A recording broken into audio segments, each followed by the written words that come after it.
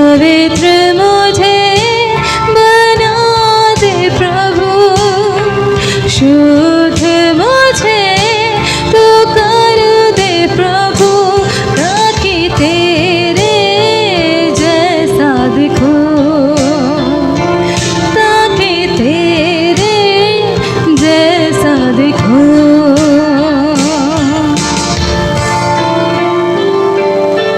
हे हमारे प्रभु और परमेश्वर, तू ही महिमा और आदर और सामर्थ्य के योग्य है, क्योंकि तू ही ने सब वस्तुएं सृजी और वे तेरी ही इच्छा से थी और सृजी गई। पवित्र पवित्र पवित्र है प्रभु परमेश्वर सर्वशक्तिमान, जो था और जो है और जो आने वाला है।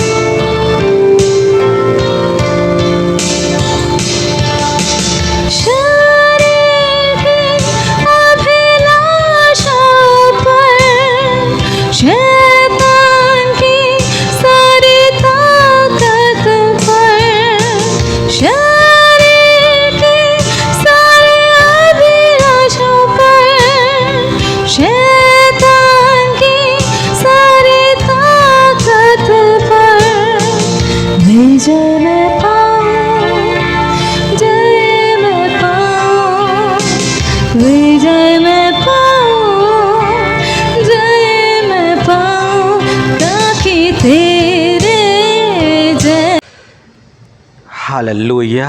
आप सभी को जय मसीह की। आज का दिन निश्चय ही परमेश्वर की दया आप पर होगी, करुणा आप पर और आप ही के लिए है। आज के वचन में विशेष रूप से जो कर्ज के बोझ से दबे हुए लोग हैं, उन लोग आज ज़रूर इस वचन को सुने। और ऐसा परिवार और ऐसे माता पिता जो अपनी संतानों के लिए एक अच्छी जॉब को चाहते हैं पर जॉब नहीं मिल पा रही है, वो बिजनेस करना चाहते हैं पर बिजनेस में असफल है, निराश है, उन लोगों के लिए भी आज का ये वचन है।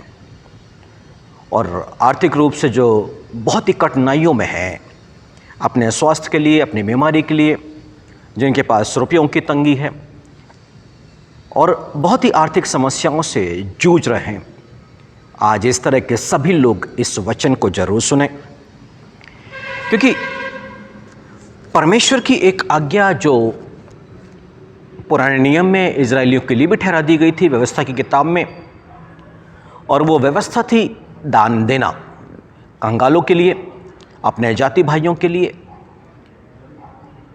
परमेश्वर के लिए। और इसके पीछे में परमेश्वर की मनसा थी कि जो परमेश्वर के लिए अपने हाथों को और अपनी मुट्ठियों को खोलेंगे, दान देंगे आर्थिक रूप से इन सारे कार्यों के लिए, वो परमेश्वर के बीज के रूप में उसे आशीषित करेगा, उसे फलवंत करेगा। और नए नियम में भी 23 के 23 मत्ती में प्रभु यीशु मसीह ने इस बात को ठहरा दिया कि न्याय, दया और विश्वास से तो करते रहे, पर साथ ही साथ दशवांश भी, जो दशवांश दे रहे थे सौंफ का, जीरा का, साथ साथ में ये 3 काम भी करना है। ये नए नियम में इस काम को करने के लिए मना नहीं किया गया।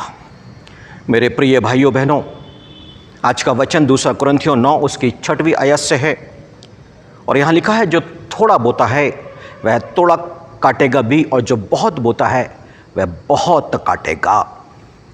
इसलिए हम जो अपनी मुट्ठियों को खोलते हैं आर्थिक क्षेत्र में, कितनी कृपणता के साथ या कितनी उदारता के साथ बोते हैं, परमेश्वर उन बातों को देता है, देखता है। जब एक विधवा मंदिर में अपने दान को देती है ना, तो यीशु मसीह ने बड़े ध्यान से देखा था, और यीशु मसीह ने कहा सब ने अपनी बढ़ती में से दिया, पर इस विधवा ने अपनी कमी घटी में से अपनी पूरी जीवन की पूंजी डाल दी।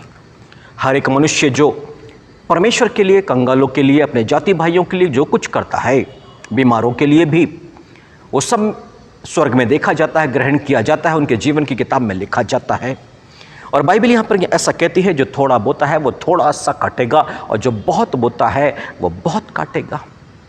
और इसलिए उन माता पिता को आज सलाह और परामर्श देना चाहता हूँ कि आपने जीवन भर परमेश्वर के कार्यों के लिए उदारतापूर्वक नहीं बोया, और इसलिए आज संतान जॉब के लिए और बिजनेस के लिए बहुत तरस रही है। आर्थिक क्षेत्र में वो पनप नहीं पा रहे हैं, क्योंकि एक कर्ज आया हुआ है, एक श्राप है जीवन पर। उन लोगों को भी एक चेतावनी के रूप में और एक परामर्श भी है जो कर्ज के बोझ से दबे हुए हैं, क्योंकि लिखा दिया करो तो तुम्हें दिया जाएगा। उन्होंने अपने जीवन में कभी देना ही नहीं सीखा, इसलिए उन्होंने पाया नहीं और उनके ऊपर में कर्ज का बोझ बढ़ता चला गया। कई लोग ऐसे बीमार हैं, कमजोर हैं, दुर्बल हैं, अपनी बीमारी के लिए उनके पास में रुपया पैसा नहीं है। क्यों? क्योंकि उन्होंने अपने जीवन भर में जो भी कमाया है उसको उड़ाया है, परंतु अच्छे कामों के लिए कभी भी उसे खर्च नहीं किया जो परमेश्वर की आज्ञा के अनुसार है। हमारा परमेश्वर सत्य प्रतिज्ञ है मेरे प्रिय भाई और बहनों। वो कहता है जो बोता है थोड़ा बोएगा तो थोड़ा काटेगा और ज्यादा काटेगा हर एक इंसान। यदि आप ज्यादा चाहते हैं तो ज्यादा बोना पड़ेगा। और ये विश्वास का वचन है, जो विश्वास करे वो इस आज्ञा का पालन करे, और जो विश्वास ना करे और मन की तैयारी ना हो वो इस काम को ना करे। क्योंकि बाइबल ऐसा कहती है परमेश्वर हर्ष और आनंद से देने वालों से प्रसन्न होता है, ना कि कुड़-कुड़ के देने वालों से। परमेश्वर चाहता है कि जो भी परमेश्वर के कार्यों के लिए किया जाए उसके लिए मन की तैयारी पहले की जाए, यानी कि एक प्रार्थना की जाए। वो परमेश्वर क्या कहता है, जो बोना चाहता है ना उनको बोने के लिए बेच देता है, और जिनको रोटी खानी है तो उनको भी देता है, पर दोनों को बीज देता है। खाने वाले को रोटी देता है, बोने वाले को वो बीज देता है। यदि आपकी इच्छा है कि आप आर्थिक रूप से आशीषित होना चाहते हैं पर आत्मिक रूप से परमेश्वर की आज्ञा का पालन करना चाहते हैं, और परमेश्वर की आज्ञा यह है कि दिया करो तो तुम्हें दिया जाएगा, और आप अपने मन को बनाते हैं और प्रार्थना करना शुरू करते हैं कि प्रभु मैं भी देना चाहता हूं, तो बीज आपको अपनी जेब से नहीं, परमेश्वर व्यवस्था करना शुरू करता है और वो थोड़ा थोड़ा दे करके परखता है, और जैसे जैसे आप उदार होते जाते हैं और वैसे वैसे परमेश्वर आपको ज्यादा देते जाएगा। आज कितने लोग परमेश्वर के द्वारा आशीषित हो चुके हैं, यीशु मसीह के द्वारा आशीषित हो चुके, क्योंकि वचन में लिखा है कि हमारे प्रभु यीशु मसीह का अनुग्रह जानते हो, वह धनी होकर भी तुम्हारे लिए कंगाल बन गया ताकि उसके कंगाल हो जाने से तुम धनवान हो जाओ। Hallelujah, hallelujah. ये देना कंगालों का है, धनवानों को नहीं। हालेलुया।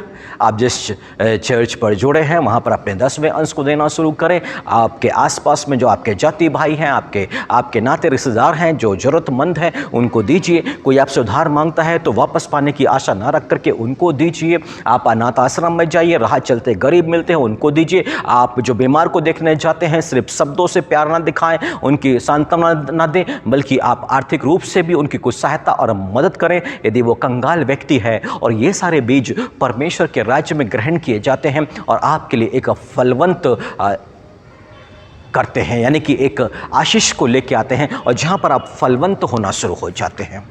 मेरे प्रिय भाइयों बहनों, जिनकी संतानें हैं, जिनको रोजगार नहीं है और जो बिजनेस में नहीं सफल हो पा रहे हैं, उनको आज ही से परमेश्वर का भाग परमेश्वर और गरीबों का भाग गरीबों को देना शुरू करना पड़ेगा। और देखिए परमेश्वर आपकी संतानों के लिए रास्तों को खोलेगा। Hallelujah, hallelujah. और जितने कर्ज में डूबे हुए हैं वो अपने 10वें अंश को परमेश्वर के लिए और गरीबों का भाग गरीबों को देना शुरू करें, क्योंकि बाइबल कहते दिया करो तो तुम्हें दिया जाएगा। लोग दबा दबा के भरी हुई तुम्हारी गोद में ऊंडे लेंगे। आज आपका कर्ज से निकलने का, एक अच्छे रोजगार को पाने का, आर्थिक रूप से आशीषित होने का समय है। आप विश्वास करते हैं तो इस वचन को ग्रहण करें और प्रार्थना करें, और जब परमेश्वर दिल पर आनंद दे तब इस काम को पूरा कीजिएगा। तो आइए हम मिलकर प्रार्थना करेंगे।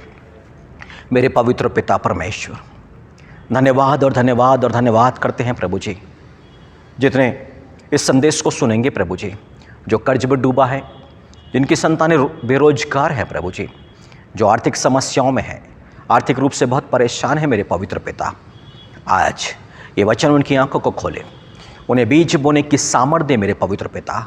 आपकी ओर से जो वचन आता है अपने काम को सफल किए बिना और आपकी इच्छा को पूरा किए बिना वो आपके पास वापस नहीं लौटता है प्रभु जी। जब ये वचन निकला है जो सुनने वालों के जीवन पर कार्य करे प्रभु जी, और आपकी इस इच्छा को उनके जीवन पर जो फलवंत करने की योजना है प्रभु जी, युक्ति है, उसे पूरा करे।